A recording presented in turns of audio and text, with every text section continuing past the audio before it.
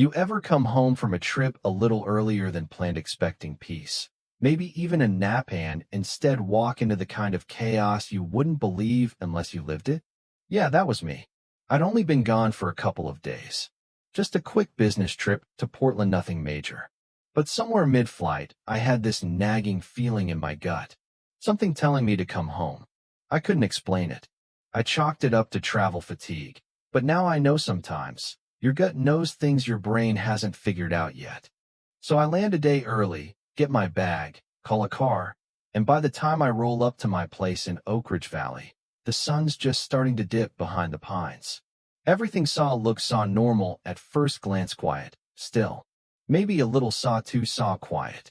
But as soon as I step out and reach for my keys, I notice something weird. My porch light's off. Like saw off. That motion sensor is always on. Then I look around, no AC hum. No sound from the garage freezer. The house feels dead. And that's when I realize my power's been cut. Now before I go further, let me explain something.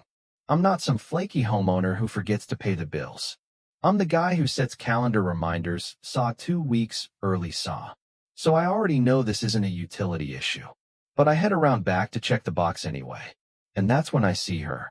Standing right next to my electrical panel is Cheryl. Middle-aged, HOA president, platinum bob cut, and a glare that could curdle milk. She's got a flashlight in one hand and a pair of thick gardening gloves on. And she's fiddling with the main switch like she owns the place. She doesn't see me yet. I'm frozen for a second trying to process the scene, and then it hits me. She's literally cutting off my power. What the hell are you doing? I yell. Cheryl jumps like she's been caught stealing a car. But she recovers too quickly. She turns, lifts her chin, and says, "You're not supposed to be here."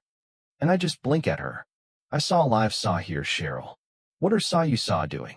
She points at the breaker box like it's Exhibit A. We issued 3 violation notices. You didn't respond. Your lawn was uncut, your porch had clutter, and your garbage bins weren't brought in on time. This property has been flagged as abandoned. Now I'm laughing, but not in the funny way. It's that breathless, are you serious kind of laugh. Abandoned? Cheryl, I've been gone for 48 hours. Well, she says, still smug. We had reason to believe the property was vacant and falling into neglect. As HOA president, I'm authorized to break into my backyard and cut my power. I cut in. You are not authorized to do anything of the sort. She doesn't even blink. You're hostile. I'm calling the police. At that point, I should have walked away. Maybe called my lawyer. Maybe just recorded everything. But I was tired and mad. And standing in my own backyard being told by someone who doesn't saw anything beyond a clipboard that I don't belong here, that'll light a fire under anyone. So I say, go ahead. Call them. But I hope you enjoy the cuffs when they find out you're the one trespassing. She does it. Right there. Pulls out her phone, dials 911, and starts with the whole innocent act. Yes, officer, there's a man here claiming to live in this house, but he's being aggressive. He's scared, may think he's dangerous.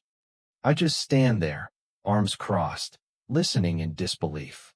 She's performing, like full-on community theater level dramatics. And meanwhile, I'm just standing by the panel she broke open with probably a screwdriver from her gardening kit. 15 minutes later, the squad car shows up. 2 officers step out, one older, one younger. They take one look at Cheryl, who waves dramatically at them like she's been waiting for backup all her life. And then they look at me. I raise both hands, palms out, and say calmly, "Hi, I'm Alex. I live here. I just got back from a business trip. This woman who is not related to me and has no legal authority broke into my yard and turned off my power." The older officer, let's call him Sergeant Harris, tilts his head. "You got ID?" I hand it over. Driver's license, matching address. I even pull up a utility app showing my name on the electric account. The younger officer, meanwhile, starts walking around the property. He sees my luggage still in the back seat of the car, sees the porch lights dead, sees Cheryl's little wire cutter lying in the grass. "Cheryl, of course, is still going. I had to take action. The house was being neglected. I filed 3 notices. Sergeant Harris looks back at me and says, "Sir, you mind if we verify the inside of the house?" I nod. "Let's go." We walk in, and the second we step through the door, it's clear this is not a house in disrepair. It's clean, well kept. Mail is stacked neatly on the kitchen counter. There's fresh fruit on the table. The fridge hums softly. Everything smells like wood polish and Febreze. Harris gives me a look, one of those looks like he's been dragged into nonsense way too many times this month. "All right," he says. "I believe you." Back outside, Cheryl's now spinning a new version. Maybe he does live here, but he shouldn't be so was threatening. I feared for my safety. Harris says flatly, "Ma'am, your safety isn't justification for tampering with someone's electrical system. That's a criminal offense." And finally saw Cheryl's face changes. She realizes the cops aren't buying it. She gets flustered, starts stammering. "I was just doing my duty as president. If I don't enforce the bylaws, who will?" "You enforce paperwork, Harris says. "Not power lines." And then it happens. He turns to his partner and says, "Log it. We're filing this as unlawful tampering and trespassing." Cheryl explodes. "You can't do that. I'm on the HOA board." "Which doesn't give you legal immunity," he replies. "You're lucky the homeowner's being calm. Someone else might have pressed charges by now." Now, don't get me wrong, I wanted to press charges. I wanted to go full scorched earth. But in that moment, I also knew she was her own worst punishment. Every neighbor on the street was watching, now phones out, peeking from porches, capturing every second of this woman being read her rights while she screamed about bylaws and landscaping violations. She wasn't arrested, just cited. But the damage was done. To her rep, her credibility, her imagined control over the neighborhood. A few days later, I show up at the next HOA meeting, go, "Yeah, I saw. I usually skip them. But this time, front row." The room was buzzing. People had heard. They were whispering. Cheryl walks in like nothing happened, sits down like she still owns the place. But then 3 different homeowners raise their hands with complaints. One guy says she called animal control on his dog for barking once.